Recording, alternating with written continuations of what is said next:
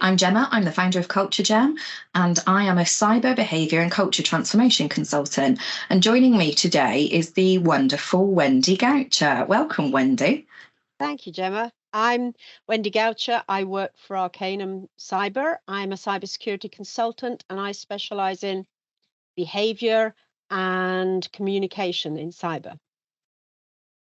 Wow. So we do know each other, and I think the reason that we are firm friends out in the cyber world is that we both have this shared passion on the people side of things, the squishy side of cyber, and I don't very often come across people who have that shared passion. So hence why I love you, and I invited you onto onto this episode. So, Wendy, I wanted to ask you about your authoring work, if that's okay. Mm-hmm. So you've published, well, you've authored quite a few books at this point, right? You have something for every audience. And I know last time we were talking, you were in the process of doing some work for elderly people around cyber awareness. Can you go into that with me? The elderly stuff. I've done textbooks. Everybody's done textbooks. I've done some of those, and that's a fascinating and very hard work.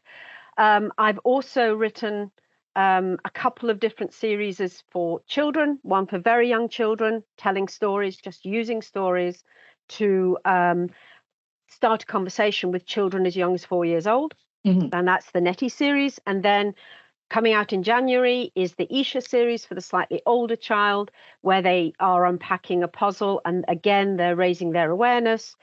And because my dad is in his second half of his 80s and starting to get somewhat confused and lives a long way from me, I started to write some short stories. They're not that short, they're 2,000 words, that uses a character and a little village, if you like, to talk about some of the cyber threats and some of the social engineering threats that apply to that resonate, but using a bit of humor, using a sort of Midsummer Murder light touch type thing, so that it becomes something that can open a discussion. Because I think cyber works best when people are able to discuss it and understand it. The minute they go, that sounded really good, but I have no idea, I can't have a conversation with you because I don't understand what you've just said to me.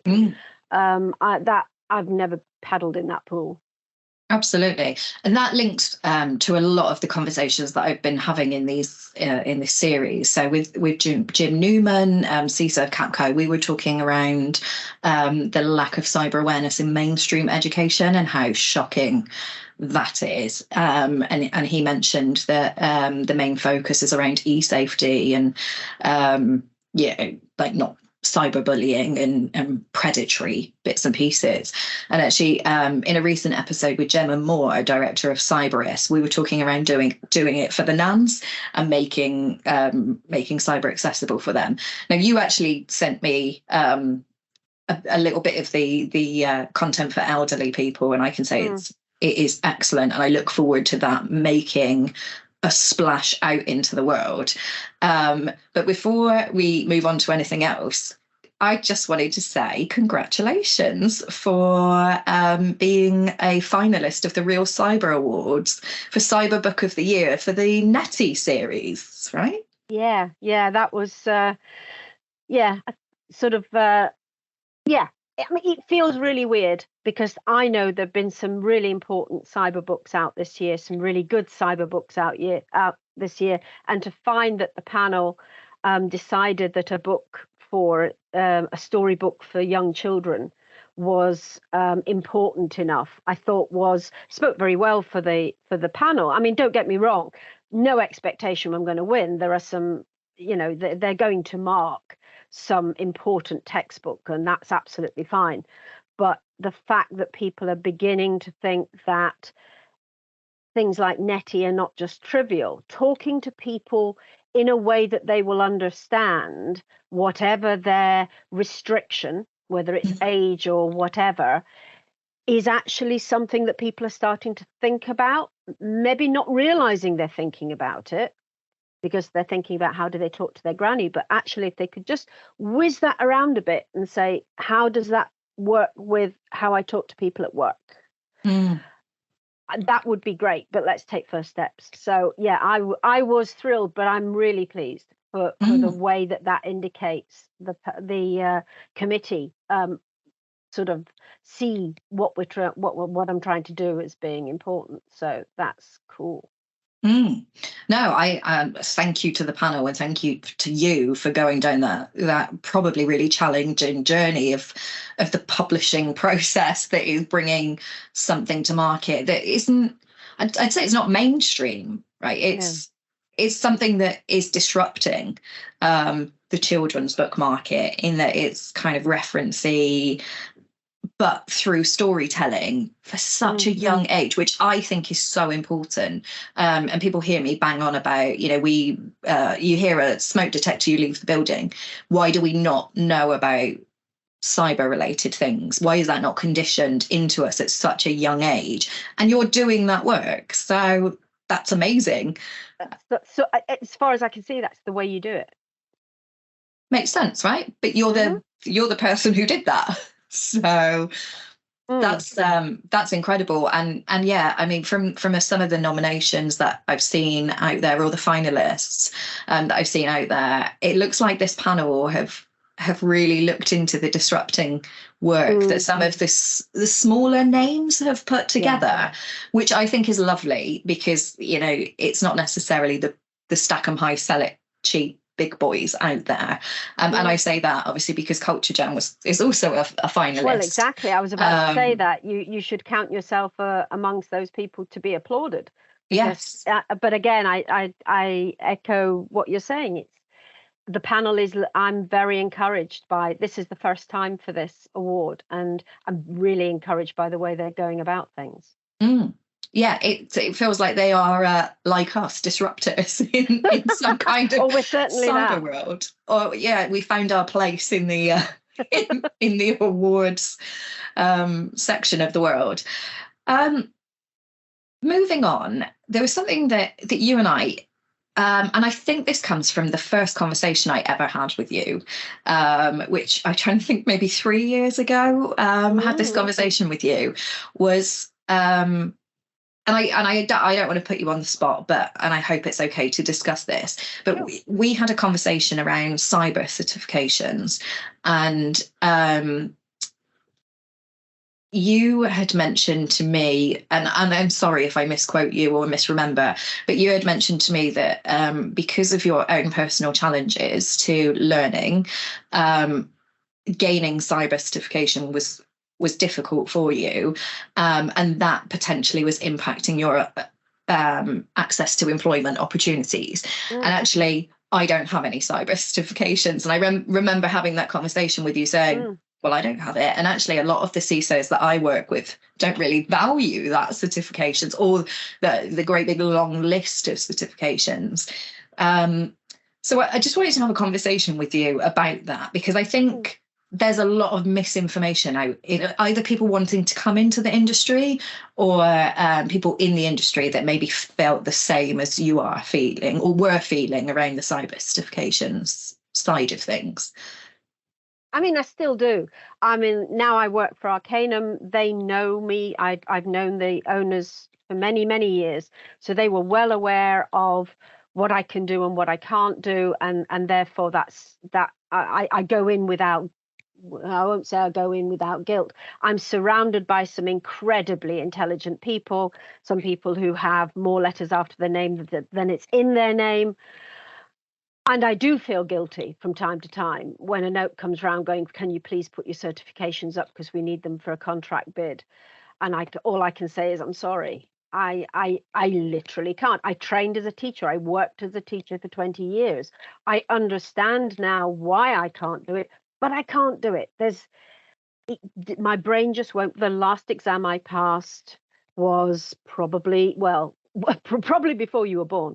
But it wasn't on Slate, let's just say that. But it was a long time ago, and it took me 6 months of writing outline essay answers. It was the only way I could learn. And therefore, and the amount of people who've come to me and said, yes, but if you come and do our certification, we're really good trainers and we would do this, or we'd take you to a boot camp and it would be an immersive experience. And I'm going, you don't understand. I can have a conversation with you and you can tell me something, and I go away and look for a pen and paper. By the time I found the pen and paper, I can't remember what it is that you've told me. And that's not to do with my age. I've always been like that.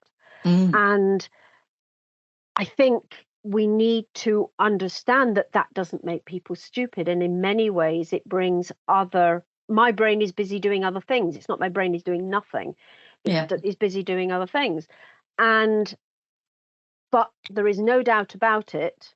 In the days when I was an independent contractor, the fact that I could not put a CV in that said, you have CISSP, you have CISM, you have this, you have that. Because I didn't have that, I didn't get past HR. I didn't get past the shuffle. And even if the agent that was promoting, trying to get me in the door, would say, oh, yeah, no, you're an obvious candidate. And then they really wanted somebody, with experience. And I'm going, how much experience do you want? So, yeah, but it doesn't help it doesn't help your own confidence from time to time. And I think that's something that we share and we understood. I do remember that conversation, and I think it's something that we, without sort of unpicking it too much, we didn't have to, because we both understood how that affects your what am I doing in this profession? Yeah. I am surrounded by all these crazy certificated people who can just prove they know stuff.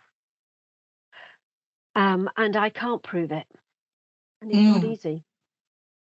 Yes. I recently saw Nicola Whiting do a talk. Nicola, I find so inspiring, as I publicly say all the time.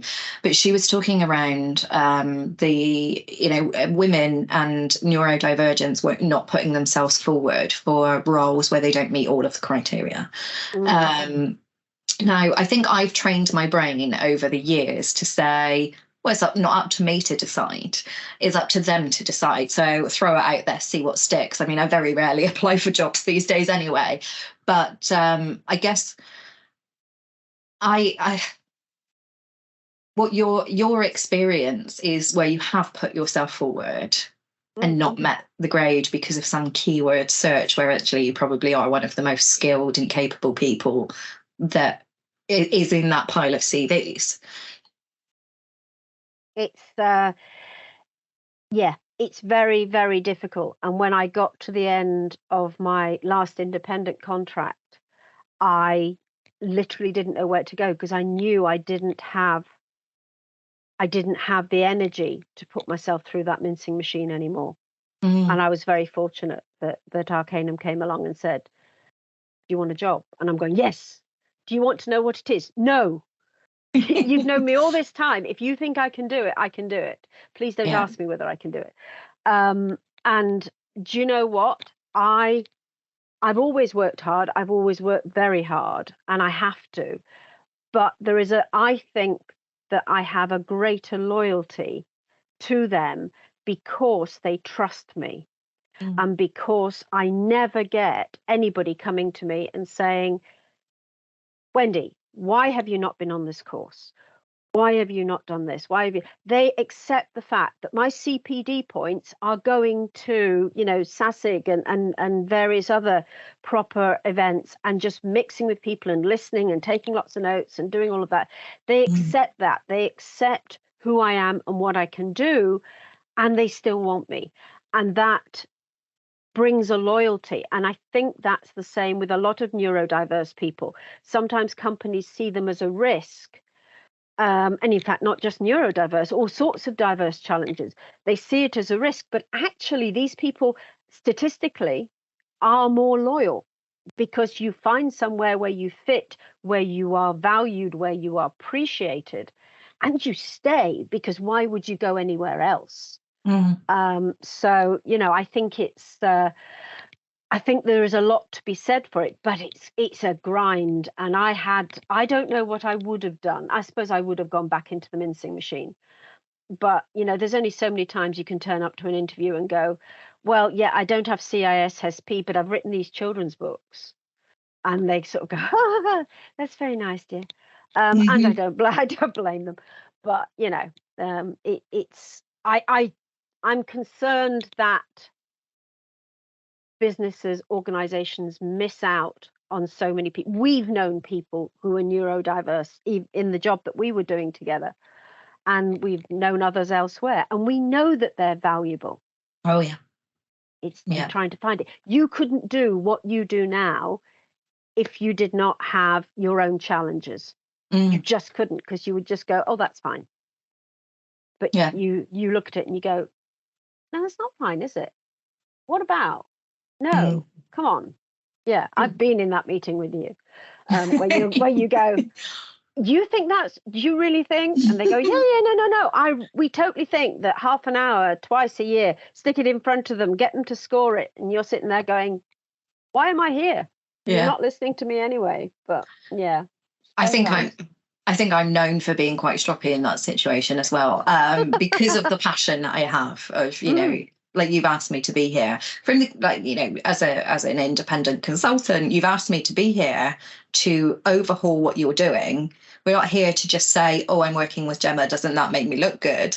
I'm here to do the right thing in the right way for the right reasons, and that's to the benefit of every person that works in an organization. If you're not willing to do that, I'm not willing to sit here and pay lip service and watch that happen, which doesn't always go in my favor, bank balance wise. But morally, on a moral level, I can sleep at night knowing that I'm giving my time and energy to the right projects, and I think things are changing. I hope things are changing, that people are becoming more aware. But it's not until you employ that first person who is up front and tells you that they have neurodiverse challenges, because I didn't tell people for years that I had these problems. I found ways around it. It's not until you have that and you go, oh, wow. Yeah, no, they can't remember things, but they're the one that comes up with the weird idea that sparks everybody else off. And then we come up with different stuff. And it's once you get that person in there, it's a catalyst. You suddenly go, oh, no, I can. There are different types. They don't always have to be white males. There's all sorts of people, whatever they look like and whatever they say, really, within reason. Yeah. As you were talking, you sparked so many childhood regressed memories, but also like realizations, like self-awareness, I guess, on things that I do. So you mentioned, by the time I find a pen and paper, it's too late, it's gone. I forget what I'm writing while I'm writing it. I mean, I could be halfway through a word and be like, no, it's gone, I don't know. I've no idea what that was. So I find a distracting world. I work in complete silence. Someone gets their lawnmower out and that's it. My concentration level is gone. The frustration rises in me of I'm trying to work. Like, how dare you exist in the space where I can hear you? Very difficult. One of the things that it's suddenly dawned on me. So back when I was at school, my school report every time said lacks concentration, must try harder. And I was having a conversation with my dad, and he said, the problem with me was I could hear everything that was going on, but I didn't have to pay attention to everything that was going on because it was going in. And I realised recently when I'm in a pub, for example, I can hear everybody's conversation from all the tables, and I could interject on all of those conversations whilst having my own conversation. I'm aware of everything and it's all going into my brain. Yet I can't write down the thought that was in my head. I had never thought of that. But my dad and I used to do that. We would sit having lunch and we would say, oh, that a person over there is saying this, and that. It drove my mom mental. It's never occurred to me, but yes, it's really, I have to make myself focus at times. Not always, but at times, and you can focus on the food to an extent, but I'd never thought of that. But you're right. I had a contract a little while ago where part of the time the security team I was in was 2 desks at the end of a call center. Oh, yeah, that's that was challenging. It was, and I got reprimanded because I spoke too loudly. And I didn't know at the time. I didn't know I had ADHD at the time. I knew I was dyspraxic, but I didn't see how that would mean that. I spoke too loudly because I was trying to hear what other people would do. So you raise your voice in order for them to be at the same level, sort of thing. And basically, I couldn't work in this environment. And in the end, the contract and I parted because it was just you can't work in this environment. You're clearly not suited. And at the time, and for quite a long time afterwards, that hammered my self-esteem, because I'm thinking that was a nice job and there were nice people, most of them, and it was just why. And then when I began to understand how the ADHD, which I didn't know about till relatively recently, how that made sense of this kind of thing. And I'm sort of going, who in their right mind puts a security team with literally the next desk along is somebody in a call center talking to people about sensitive personal data, right? And they're going, you can't talk that loud because I'm talking to somebody about their benefits. And you're sort of going, holy mother of God. It never occurred to me at the time that this was, I just thought it was all me. I thought I was wrong. And I was, I wasn't behaving appropriately, but I didn't know how. I mean, I'm not saying I was innocent, because I did speak too loudly even when I was told not to, because I didn't realize I was. But yes, yeah. I mean, you couldn't have worked there. Oh, absolutely not. And actually, I can't work in the Culture Gem offices. The offices exist because my team wanted offices, so off they go into their offices. But the hearing people breathe, type, click, mouse buttons, eat, slurp, existing. One of the girls who works for me, she has headphones in all the time. She's listening to music, but she whispers the lyrics to the songs. It drives me absolutely insane. On the other side of things, when I go to the office, because I can't focus, I then get really drawn into things that are not important. Like, I think the last time I was there, I was wandering around and I moved a chair and was like, oh, this is wobbly. And then I got a drill and I was tightening up all the screws in the chairs, and everybody's trying to work. And I was like, no, I need your chair, move. And then started, I focused in on absolutely the wrong thing. So I can't go to the Culture Gem offices because I can't work there. And if I'm there, other people can't work because I'm a nightmare. So I very much stay away from them and let them do what they need to do.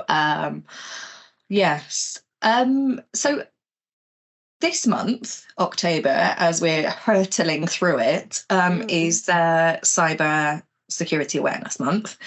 And so I wanted to ask you about your thoughts, fears, feelings, any plans that you have for this Cyber Awareness Month. I don't have any plans. Nettie hasn't been invited anywhere, and neither have any of the other gang, so that's fine.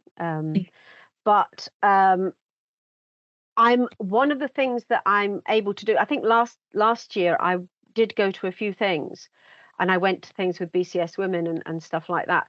But this year I'm able to sit back and sort of consume what comes through on LinkedIn a little. But I'm always looking for, who are we talking to and how are we talking to? Are we just talking to the same people? Are we just saying the same things? Are we just saying, if only you tried harder, this would have happened? I can't remember her name, but they wouldn't want you to anyway. There was a wonderful woman at NCSC, and I saw a talk she gave, and she said, people where I work fall for phishing scams. I have fallen for a phishing scam. Mm-hmm. And you're sort of sitting there and going, wow, so it's not just stupid people not paying attention. And, you know, how do we I go down and see my dad. How do I protect him? Mm. Because until it becomes part of the way that we live our lives, like how do we cross the road safely, then it's always going to be something we put on as part, oh, I'm going to work, so now I have to worry about cybersecurity. And whenever it becomes part of your uniform, to me, it's not going to work. So I'm always looking out for those things that say, let's go outside. Let's just say to people, we're going to tell you a little bit about how to keep your kids a bit safer, a little bit about how to help your seniors or your vulnerable adults of whatever, how to help them. Because that is the link. We are selfish as animals. We are social, but also we're interested in what protects us and the people that are important to us. So that's what I'm always looking for, is people who say, okay, yeah, I could tell you how to set your room out and what to put on your desk and death to all post-it notes. But I want to hear people talking about cyber going out to everybody. It's glass walls. Forget glass ceilings, it's glass walls. We need to stop saying cyber only applies to those people who sit behind a screen. Oh, absolutely.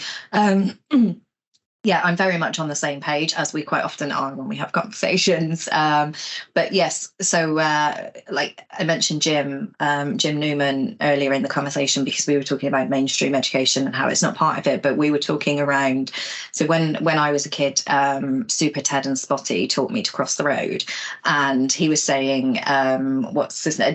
Darth Vader, what's his name? Yeah. Taught him. The Green Cross Man. Yes. It was a tufty club when I was at school, but yeah. That dates me. You know, that was everywhere. That was, you know, like I was shown it at school, I was shown it at home, and you know, that is deep ingrained. I can remember who those characters are. They used to slip it in between the end of things like Blue Peter and before whatever it was, the Magic Roundabout or whatever that 5-minute slot before the evening news was, that you basically said to your kids, at the end of this, you're going upstairs to get ready for bed. And that was the way that was structured. And there used to be these public information films, I guess. And that's where you got your Super Ted and all these kind of things was slotted in. And it just became part and parcel of the way you thought. Yes. Just very conscious of time, and I say to everyone, because you're very busy, and then they point out that I'm busy as well. So because we are busy. Question that I've been asking everybody is, if Cyber Awareness Month was a magic genie, what would your one wish be? My one wish would be creating somebody somewhere creating a film or a story that was engaging, that made people think that cyber security, cyber self-protection, not let's frighten you, cyber self-protection is something you can do. That would be my wish. It would be making something that's accessible to everybody, whether it be, I don't know, whatever media works, but targeting people who usually get lost. That would be my wish, because we're very busy talking to the same people. Yeah, absolutely. I wish I had the power and funding to do something like that, which maybe one day. Yeah, I guess I see the challenge with this is, you know, I was talking to someone the other day about the assault that is Cyber Awareness Month for someone who's not receptive, because they don't know they're a target, and you know, all the stuff that we know. So I wonder how you would. I guess you need that 5-minute slot before the news to be able to play that, where it becomes something that just happens. in the world of, I guess, on-demand streaming, all that sort of stuff, that's even more of a challenge. But the danger is that people who are interested in that are going to be the only ones who digest it. So how do we subliminally, I guess, I mean, that's what soap operas do. Yeah. I mean, that's how we learnt about AIDS, was EastEnders. Yes. And, you know, The Archers was a public information forum. And here I really do age myself. When I was very young, there was that we changed currency. And that was done by inserts of, you know, sixpences, 2.5 new pence, and all these sort of little dits that you repeated and repeated. I don't know how you do that now without getting some high profile person who, you know, if I could get hold of the office of the Princess of Wales and said, you're looking at children, you want to reach children, this is something that I think we ought to be talking about, or I ought to be talking to somebody in her office. I don't expect that she would want to talk to me, but I would talk to somebody in her office. I'm sure she would love to speak to you.